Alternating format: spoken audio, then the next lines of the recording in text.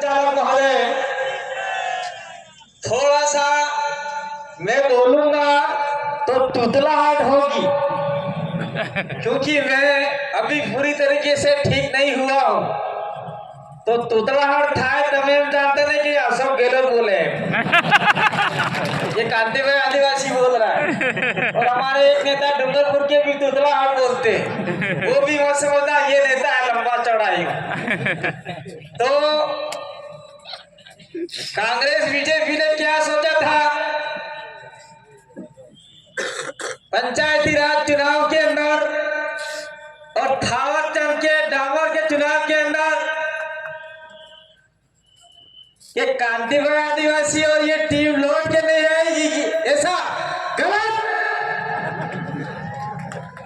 जब तक आपको तोड़ेंगे नहीं तब तक छोड़ेंगे नहीं। तोड़ना किसको पता है? कांग्रेस और बीजेपी को तोड़ना है। और जोड़ना किसको है? जो लोग कांग्रेस और बीजेपी में जा रहे हैं, अपने घर को तोड़ रहे हैं, उनको अपने साथ में जोड़ना है। क्या आप लोग जोड़ने का काम करोगे?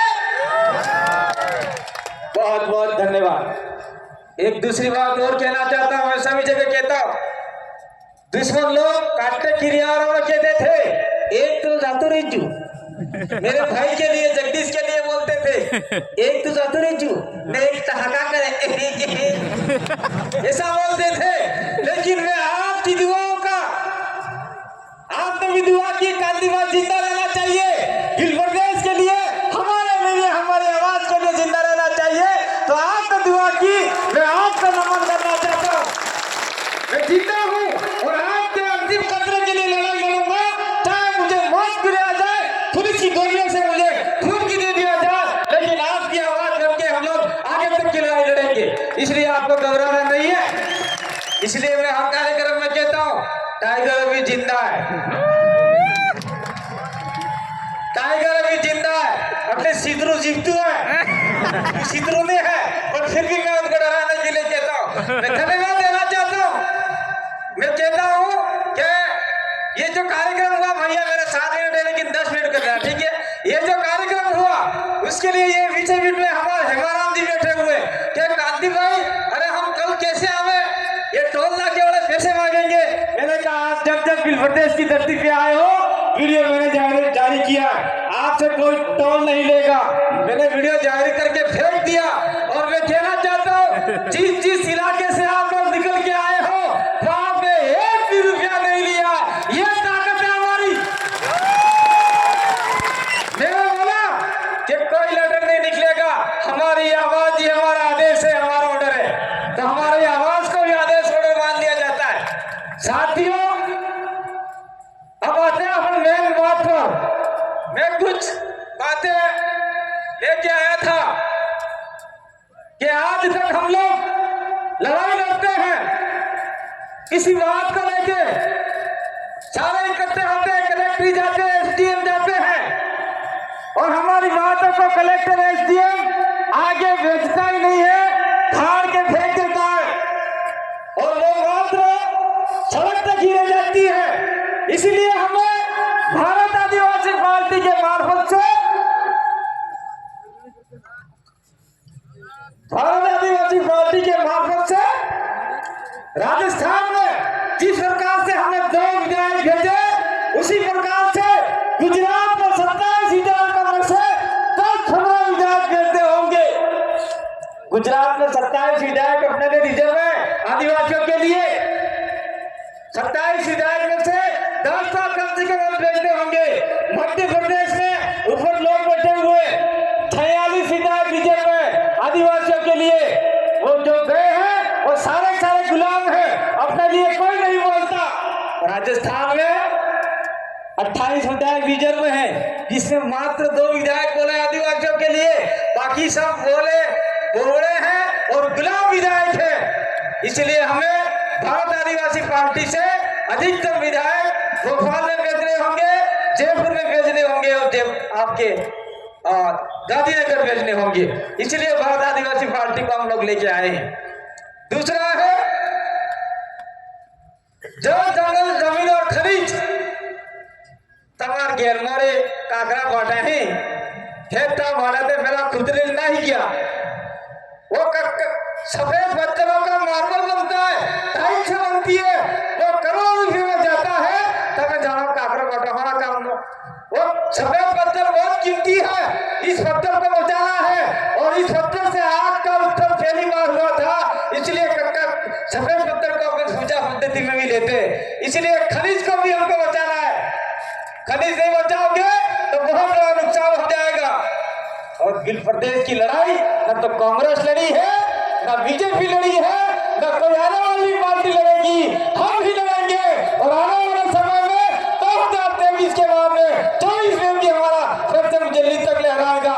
और हम लोग गिल प्रदेश की लड़ाई के लिए कंधे से कंधा मिलाकर भारत आदिवासी पार्टी भी गिल प्रदेश के लिए काम करेगी। तो आप सभी लोग गिल प्रदेश का साथ देंगे। साथ कैसे देंगे? भारत आदिवासी पार्टी को मजबूत करेंगे तो ही आगे बढ़ पाएंगे। राजस्थान की राजनीति में 2023 की लड़ाई में 27 सीटों में से हम लोग उधर मीणा वाली छोड़ दें, क्योंकि कुछ हमारे मीणा भाई भी बैठे हुए, क्योंकि कुछ मीणा लोग हैं मीन भगवान को मानते हैं। मैं आपको नाराज मत होना। मीन भगवान किसका अवतार है? कोई मीणा हमको बताए? मीन भगवान दस अवतार माना गया है हिंदू धर्म के अनुसार। तो आप तो धर्म में डूबे हुए हो, आदिवासी को बचाने का काम नहीं कर रहे हो। तो उस इलाके में मुझे नहीं लगता कि धीरे धीरे हम लोग आगे बढ़ेंगे, क्योंकि ऐसे वक्ता हमारे साथ में डॉक्टर जितेंद्र मीणा जैसे और मेघा जैसे लोग हमारे साथ में आए हुए हैं। तो ये लोग वहां पर भी अलग जगाएंगे। और 8 सीटें हैं, उन 8 सीटों में हम लोग 23 के बाद में फिर से लहराएंगे।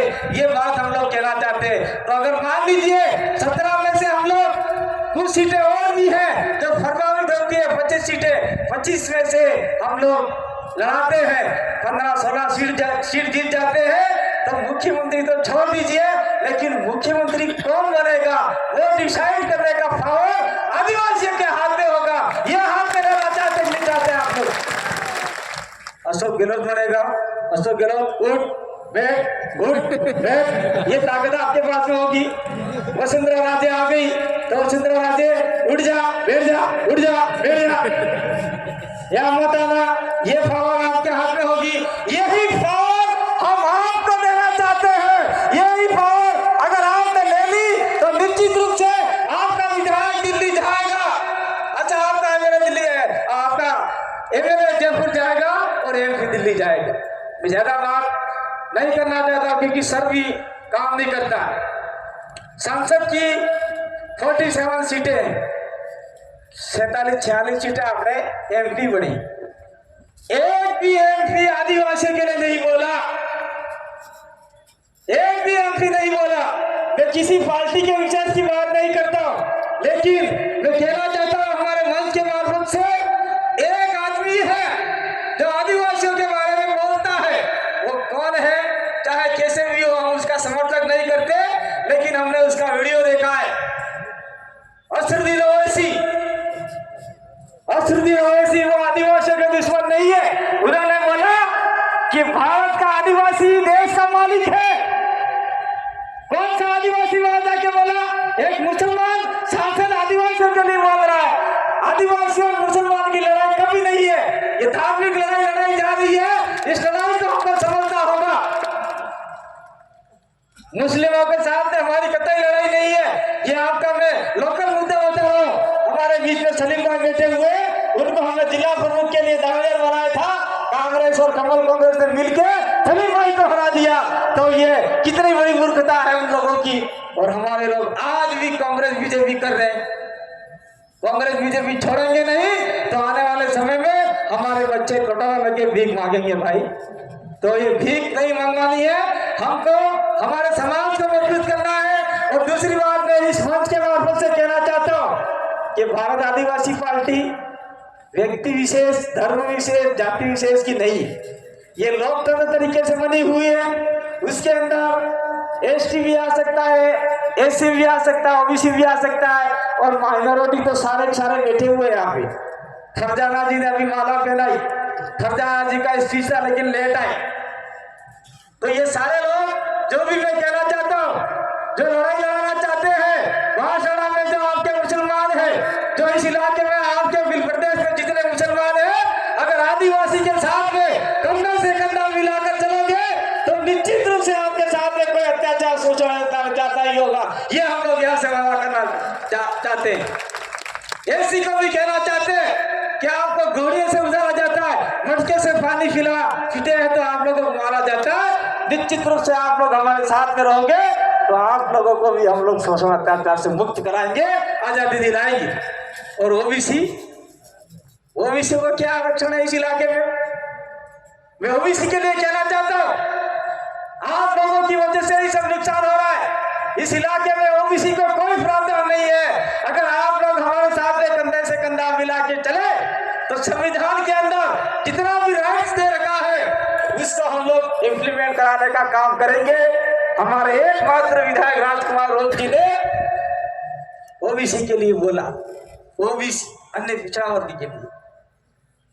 और मैं अंत में ज्यादा समय नहीं लूंगा क्योंकि આપણે તફીવદાર के मन को वफाई क्यों लागे तो बेचार वक्ता बीजा है बोला होना, सबकी बात सुन के जाना और कसम खा के जाना।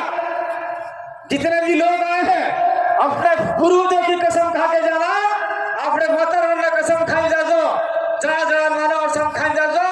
आज तक की मार घेर माते कांग्रेस बीजेपी नो झंडो नहीं लागे, लगा कसम खा हाथ सागर हाथ फैलाने करता वाला है फैलाऊंगा भैया। कांग्रेस बीजेपी का झंडा बेघर नहीं होना चाहिए। ये कसम आप लोगों ने खाई है और ये कसम खाने के बाद में अगर आपने लगाया तो तुम्हें जाना हो थवानु है। और मैं कहना चाहता हूँ, मैं सभी जगह प्रचार में आया कि नहीं आया क्योंकि चुनाव बहुत नजदीक आ गए हैं, सभी जगह प्रचार में आए कि नहीं आए। मैं कहना चाहता हूँ पहली बात तो कांग्रेस बीजेपी को अपने गांव में घुसते ही मत दो, और घुस जाते हैं तो दो जेब में झंडे रखा करो, एक कांग्रेस का बीजेपी का।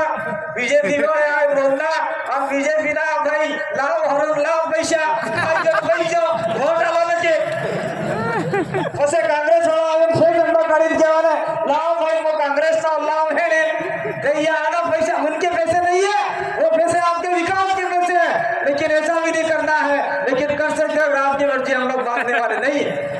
तो आपने हमारी बात को सुना, मैं आपके बीच में प्रकृति की दुआ से आपकी प्रार्थना से आपके बीच में जिंदा वापस लौट के आया। इसलिए एक बार पूरा आपको दो हाथ जोड़कर नमन करता हूँ, धरती माँ को नमन करता हूँ, आपको नमन करता हूँ। आपकी ताकत थी जो मुझे मौत के मुंह से बाहर निकाल के लाई, और इस मौत के मुंह से बाहर निकाल के लाई तो निश्चित रूप से मैं आपके लिए लड़ूंगा, आपके लिए मरूंगा, लेकिन पीछे नहीं हटूंगा। बहुत बहुत धन्यवाद। आभार, जोहार, धन्यवाद। जय आदिवासी, जय वीर।